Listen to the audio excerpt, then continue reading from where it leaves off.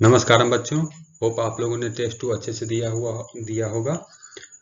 इस video lecture में हम लोग टेस्ट 2 का सॉल्यूशन देखने वाले हैं। स्टार्ट करते हैं। इस क्वेश्चन में देखो, हमें इनिशियल वेलोसिटी दिया हुआ है और हम लोग को थीटा कैलकुलेट करना है। तो ये यहाँ से मोशन करते हुए सी पॉइंट तक जाएगा और कह रहा है यहाँ पे सरफेस को जस्ट लीव कर दे रहा है। तो इसका मतलब यहाँ पर कोई भी नॉर्मल फोर्स एक्ट नहीं करेगा। नीचे की तरफ ग्रेविटी, हाँ ये तो लगेगा ही, इसको तो कोई नकार नहीं सकता। ये एंगल हो गया थीटा। तो इधर एक कंपोनेंट हो गया mg का, mg cos theta.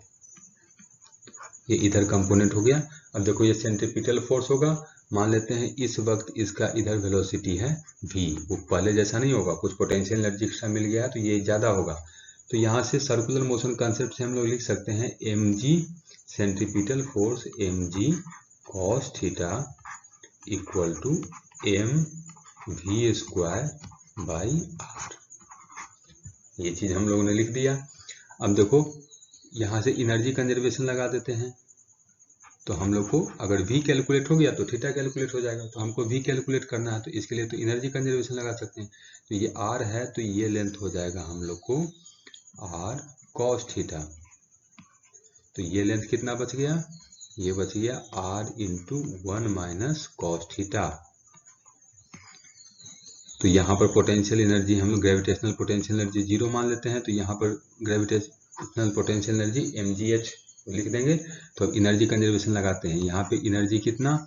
Half m v naught square plus m g into 1 minus cos theta into r और इक्वल टू यहाँ पे gravitational potential 0, kinetic energy half m v square put कर देते हैं। यहाँ से देखो एम वी स्क्वायर को M G R cos theta लिख सकते हैं। इसको पहले पुट करो तो यहाँ से लिख सकते हैं ये हाफ हो गया एम तो हर जगह से कैंसिल हो गया।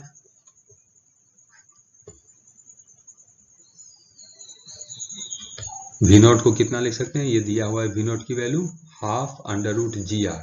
तो स्क्वायर करेंगे तो ये हो जाएगा 1/4 जी इंटू आर प्लस ये कितना हो जाएगा G R minus G R cos theta और ये इक्वल टू यहाँ से एम वी स्क्वायर को लिख सकते हैं M G R cos theta.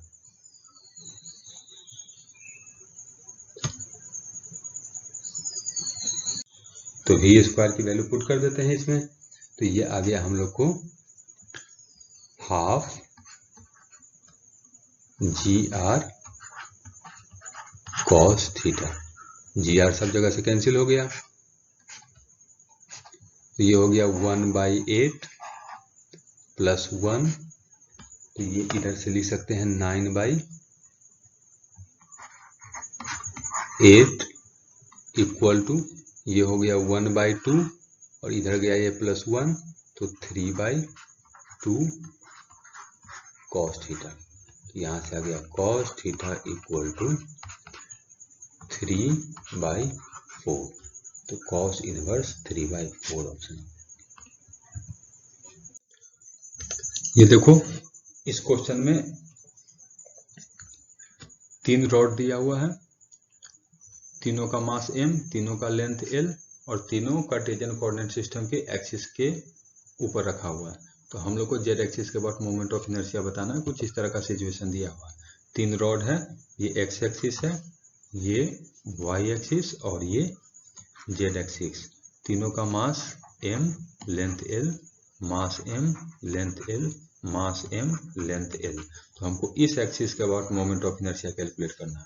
तो इस एक्सिस के अबाउट इस रॉड का मोमेंट ऑफ इनर्शिया कितना हो गया? 0, कुछ नहीं होगा।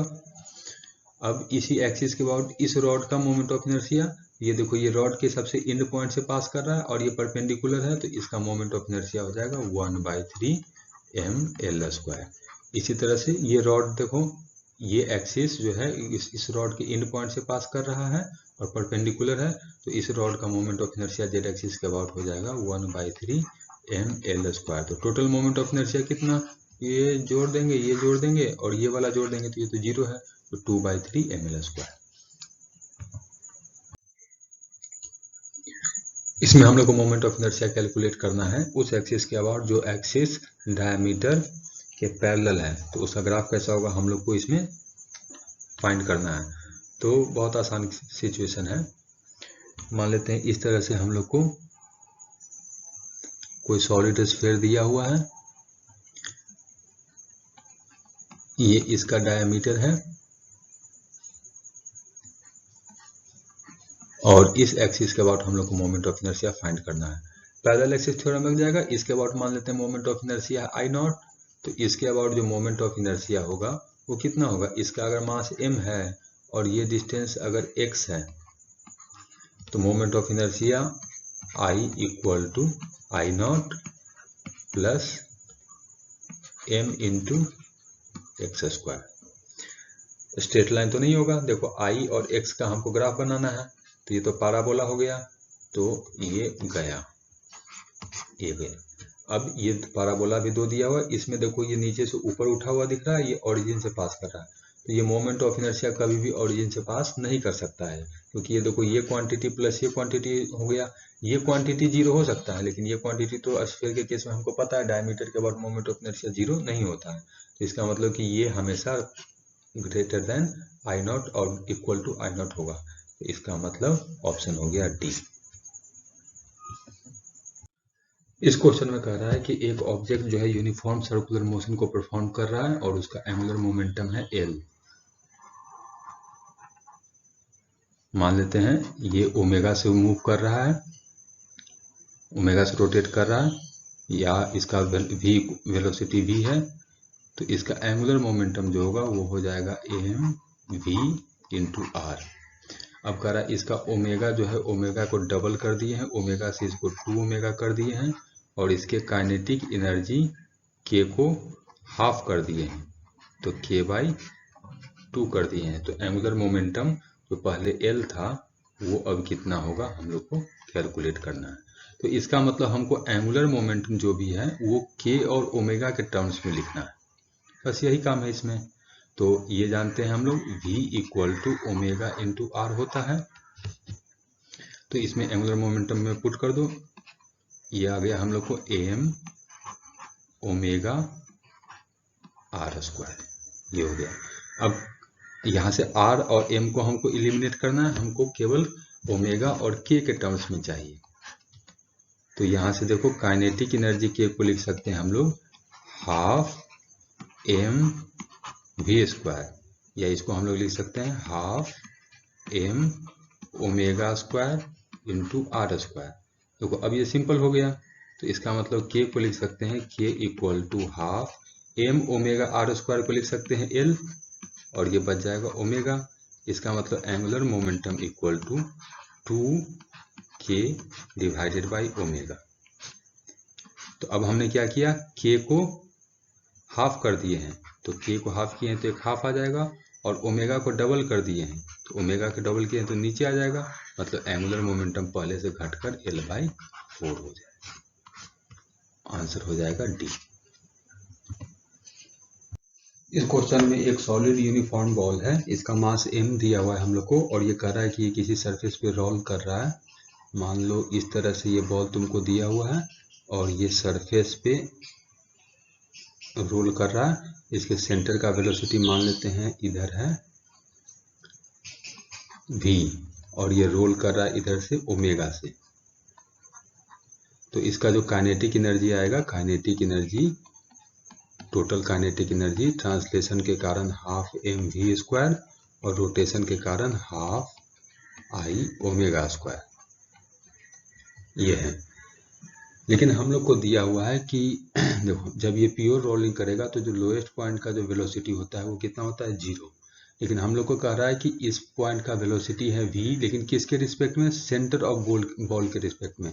तो अब इस बॉल को अगर अपना रेफरेंस फ्रेम बना देंगे तो ये वेलोसिटी आएगा इधर v। तो इसका मतलब ये जो वेलोसिटी v दिया हुआ है ये ग्राउंड के रिस्पेक्ट में किसका वेलोसिटी है, इसके सेंटर का वेलोसिटी है, और v equal to omega r होता है। प्योर रोलिंग के केस में ये भी होगा। तो काइनेटिक एनर्जी कैलकुलेट कर देते हैं। मतलब ये जो वेलोसिटी दिया हुआ है ये एक्चुअली किसका वेलोसिटी है, ये सेंटर का ही वेलोसिटी दिया हुआ है। तो kinetic energy equal to half m we square translation के कारण plus half moment of inertia कितना होता है 2/5 into m r square into omega square. तो ये हो गया half m we square plus 1/5 m omega square v square कितना हो जाएगा एम वी स्क्वायर। ये हो गया 7/10 m we square. Option A. इस क्वेश्चन में कह रहा है देखो कोई एक इंक्लाइन प्लेन दिया हुआ है हम लोग को, इस पे एक सॉलिड स्फीयर को रखा गया है, इसी तरह से इंक्लाइन प्लेन इसी पे सेम ही हाइट का इंक्लाइन प्लेन है, यहाँ पर एक हॉलो स्फीयर को रखा गया है और सेम ही प्लेन पे एक डिस्क को रखा गया है। तीनों को छोड़ा गया है, तो हम लोग को बताना है कि सबसे जल्दी कौन पहुंचेगा। लेकिन ये हम लोग जो कॉमन केस करते हैं उससे अलग केस है। कैसे? क्योंकि इसमें कह रहा है कि प्योर रोलिंग नहीं हो रहा है। हम लोग जनरली मानते हैं प्योर रोलिंग होता है, लेकिन इस क्वेश्चन में कह रहा है प्योर रोलिंग नहीं हो रहा है। तो प्योर रोलिंग नहीं हो रहा है, इसका मतलब जो फ्रिक्शन एक्ट कर रहा होगा वो काइनेटिक फ्रिक्शन होगा। तो काइनेटिक फ्रिक्शन होगा, तो काइनेटिक फ्रिक्शन में तो ये इस साइड लगेगा और इसकी वैल्यू जो होगी वो म्यू इंटू एन होगी, और इसका अपना इस साइड लगेगा फोर्स mg साइन थीटा। इसी तरह से इस हॉलो स्फीयर में भी इधर फोर्स लगेगा mg साइन थीटा, और इस पे इधर जो लगेगा फ्रिक्शन फोर्स वो लगेगा म्यू इंटू एन। इसमें अंतर नहीं आएगा क्योंकि प्योर रोलिंग नहीं हो रहा है, इसलिए इसके केस में भी इधर फोर्स लगेगा mg साइन थीटा, और इस डायरेक्शन में जो फोर्स लगेगा वो म्यू इंटू एन। अब देखो इस पे नेट फोर्स जो है, इस पे जो नेट फोर्स है और इस पे जो नेट फोर्स है वो सारा फोर्स बराबर है। इनिशियल वेलोसिटी 0 है, तो डिस्टेंस ट्रेवल करने में सेम ही डिस्टेंस ट्रेवल करने में सबको सेम टाइम लगेगा, तो सब एक ही साथ पहुंचेगा। इसमें देखो एक सॉलिड स्फीयर है, उस पर आई इंपल्स एक्ट किया है जो h हाइट पे है सेंटर से। तो इम्पैक्ट करने के बाद अगर ये प्योर रोलिंग स्टार्ट करता है तो हमको h/r का रेशियो कैलकुलेट करना है। प्योर रोलिंग स्टार्ट करता है तब, तो मान लेते हैं इम्पैक्ट के बाद, इम्पैक्ट के जस्ट बाद इसके सेंटर की वेलोसिटी इधर है v, और ये ऐसे रोटेट कर रहा है ओमेगा से। तो प्योर रोलिंग है तो v equal to omega r तो होगा ही होगा। अब हम लगाते हैं मोमेंटम कंजर्वेशन। जब ये इम्पल्स आई लग रहा होगा तो इधर देखो फ्रिक्शन जो है वो फ्रिक्शन इधर एक्ट करेगा, लेकिन ये इसका मैग्नीट्यूड बहुत ही कम होगा, तो हम इसको नेगलेक्ट कर सकते हैं। तो यहाँ से देखो impulse I equal to change in momentum, तो फाइनल मोमेंटम कितना है m into v, minus initial momentum था 0, तो आई इक्वल टू आ गया m इंटू वी। अब देखो इस पॉइंट के अबाउट हम लोग एंगुलर मोमेंटम कैलकुलेट कर सकते हैं, और ये इस मोमेंटम का एक ये इम्पल्स का एंगुलर इम्पल्स आएगा, तो एंगुलर इम्पल्स कितना आ जाएगा आई इंटू एच प्लस आर, ये एंगुलर इम्पल्स आ गया। और इस पॉइंट के अबाउट फाइनल एंगुलर मोमेंटम, देखो यहाँ पे एंगुलर मोमेंटम कैलकुलेट करो, इस पॉइंट के अबाउट एंगुलर मोमेंटम कैलकुलेट करना है, तो पहले इस पॉइंट का एंगुलर मोमेंटम कैलकुलेट करेंगे, तो ये हो गया हम लोग को एम वी इंटू आर, और उसके बाद इसके अबाउट हमको इसके घूमने का एंगुलर मोमेंटम कैलकुलेट करेंगे, तो ये हो जाएगा हम लोग को आई इंटू ओमेगा। तो यहां से हम लोग लिख सकते हैं, देखो आई को एम वी पुट कर दो, m into v into h plus r equal to m v r plus, ये सॉलिड स्फीयर है तो इसका एंगुलर मोमेंट ऑफ इनर्शिया कितना होगा 2/5 m r square into omega. तो इसको हम लोग लिख सकते हैं m v r plus 2/5 m v into r. देखो एम वी सब जगह से कैंसिल हो गया, तो यहां से आ गया h plus r equal to r plus 2/5 r. ये आर कैंसिल हो गया तो हमको आ गया h divided by r equal to 2/5 c. इस क्वेश्चन में हम लोग को इस पार्टिकल जो सबसे ऊपर है इसका रेडियस ऑफ कर्वेचर कैलकुलेट करना है। तो हम लोग को पता है रेडियस ऑफ कर्वेचर कैसे कैलकुलेट करते हैं। तो रेडियस ऑफ कर्वेचर के लिए हमको उसके एक्सेलरेशन इक्वल टू वेलोसिटी का square divided by radius r, इस फॉर्मूला से हम लोग ये जो रहता है रेडियस ऑफ कर्वेचर होता है, ये उस पार्टिकल का वेलोसिटी है जो एक्सेलरेशन के परपेंडिकुलर है और ये सेंटर की तरफ उसका वो होता है। यहाँ पे हम लोग को सेंटर नहीं पता है, हमको रेडियस ही नहीं पता, तो सेंटर ये नहीं कहेंगे कि ये जो पार्टिकल है वो सर्कल में घूम रहा है। नहीं, ऐसा नहीं है, इस सर्कल में नहीं घूम रहा है। हमको जो सर्कल में घूम रहा होगा वो होगा कैसा भी, उसका हमको रेडियस ऑफ कर्वेचर बताना है।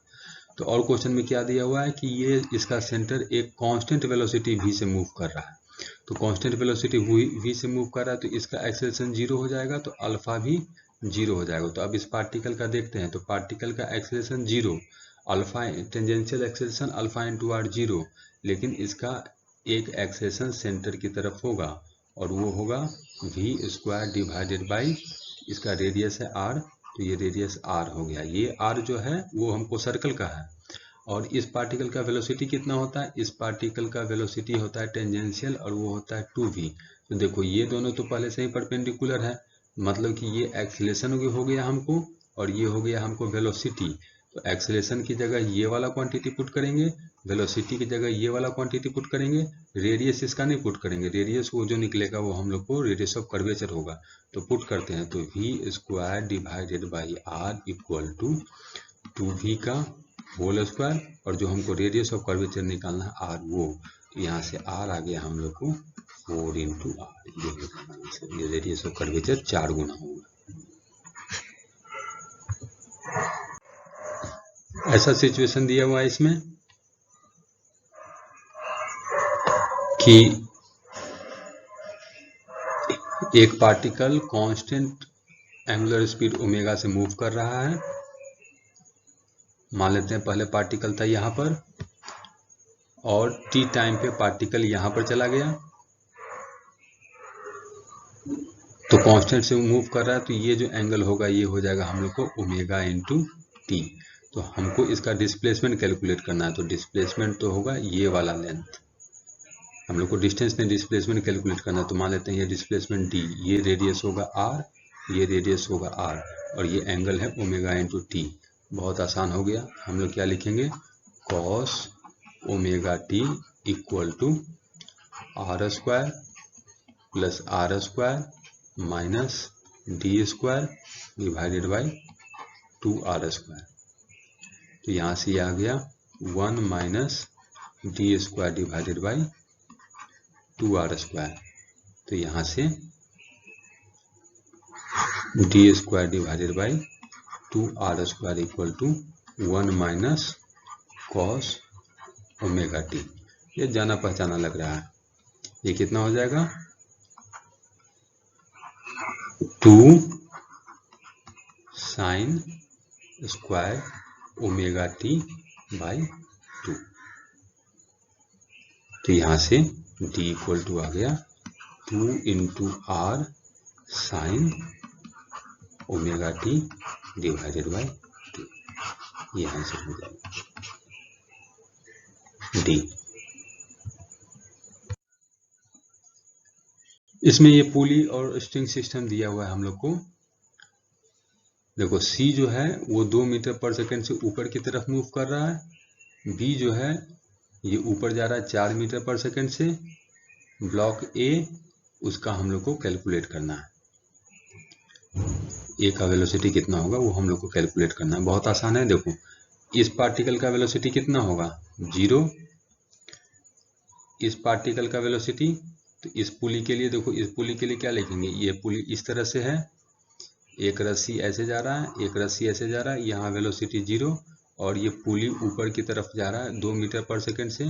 तो इसका वेलोसिटी मान लेते हैं, इसका वेलोसिटी v1, तो क्या लिखेंगे, v1 इधर का वेलोसिटी प्लस इधर का velocity 0 divided by 2 equal to velocity of pulley, तो 2, तो v1 आ गया 4।